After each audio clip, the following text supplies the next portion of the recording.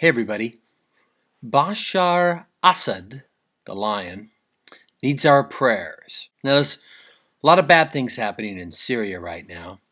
A lot of people say, why would you give your prayers to Bashar Assad? Well, my prayers are to everyone. And my prayers are to the people who are dying and oppressed in Syria and Bahrain and other places in the world where people are oppressed. But Assad is in a unique position because he's the man of power. He's the man who ostensibly could stop all of this madness. But look at Yemen.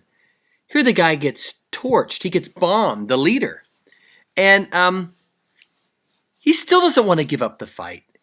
These tyrants, these dictators do not want to give up ownership because I think they must feel that they own the people, that they own the land, that it's their country personally.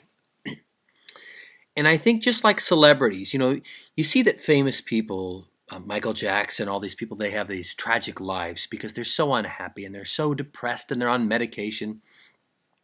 Fame is very addictive and very torturing because fame makes you believe somehow that you're God, that you are beyond, that you're beyond human. And these leaders must feel that somehow that they are super privileged. And they're warped. The way they see the world is warped. So you pray that someone like Assad could just step down now and just leave and still have a reasonably good life. But why can't they do it? Why couldn't Gaddafi do it? Why do these leaders have to be drug out? Mubarak, why do they have to be drug out and prosecuted? Why can't they just learn the lesson that from the other deposed dictators and leave? So my prayer for you, Bashar Assad, leave. My prayer is that you'll leave, that you'll say, what am I doing here?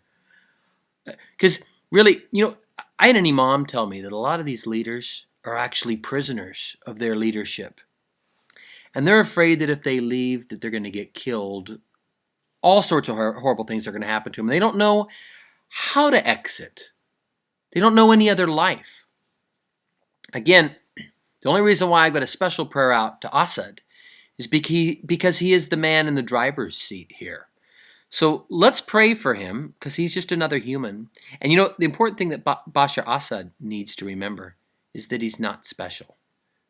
In the world, in the eyes of God, wherever, he's nothing. He's just another face, another body, another human. But see, sadly, he must think something differently. Because if I was Bashar Assad and I could move to, say, Saudi Arabia or somewhere and live in great wealth for the rest of my life, wouldn't that be better than being hanging from the end of a rope as people cheer your death? And Assad, you could have been a hero.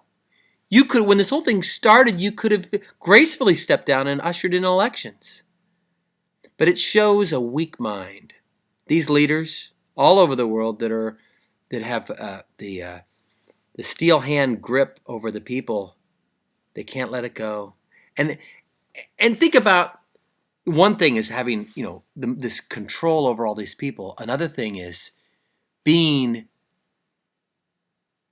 the person that liberated your people. Wouldn't that be so much more beautiful a blessing, a legacy, to be revered in the streets as the man that turned a monarchy into a democracy? So that's my prayer for you, Assad. Even though it looks like it's, we're on the 11th hour here, you could still step down and people could cheer, and you're not going to be the hero that you could have been, but you can still leave. And maybe retain some dignity and a life, because you're surely going to die or be imprisoned at the rate you're going. Let me know what you think.